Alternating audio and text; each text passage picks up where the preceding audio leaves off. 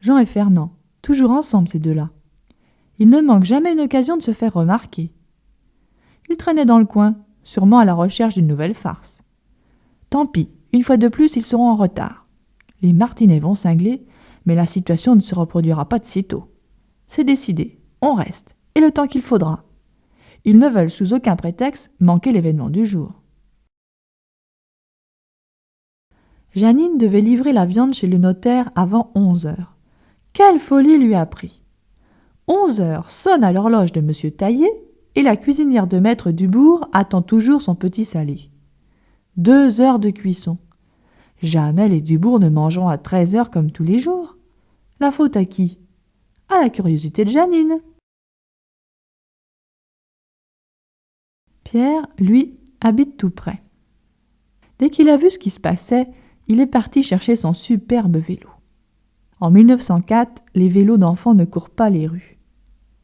Tous les jours, après l'école, il travaillait 3 heures chez le menuisier, ce qui lui avait permis d'acheter cette merveille. Dans quelques minutes, tout le monde pourrait admirer Pierre et son vélo. Marguerite, la bonne du docteur de la Taillandière, devait passer chercher la nouvelle robe de madame de la Taillandière. « Marguerite, vous ramènerez mes 3 filles qui jouent chez les Trébuchons. Vous prendrez également les 2 filles des Trébuchons. Les 5 enfants déjeuneront à la maison comme convenu. Marguerite, vous ne traînerez pas en route. Marguerite, vous ne lâcherez pas la main des enfants. Et surtout, Marguerite, vous prendrez garde aux voitures à cheval. Et puis, Marguerite, vous ne ferez pas courir les enfants. Et surtout, Marguerite, n'oubliez pas leur couvre-tête. Et soyez à l'heure, Marguerite. Oui, madame de la Taillandière. Bien, madame de la Taillandière. Et flûte, madame de la Taillandière.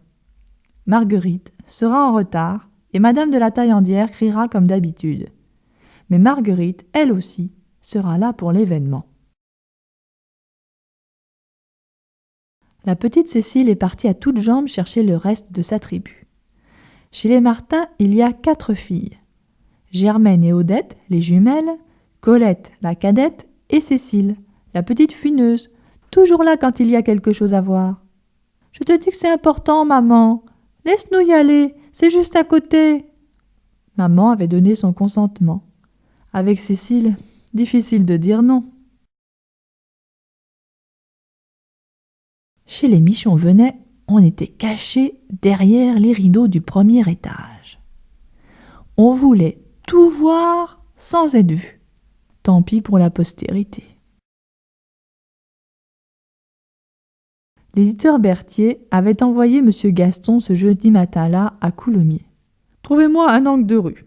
L'idéal serait une petite place devant.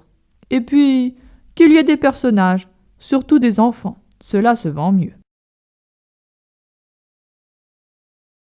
À 10 heures, le photographe avait trouvé. « Ne bougez plus !» À 11 heures, la vue numéro 14 rue Beaurepaire à Coulommiers était prise.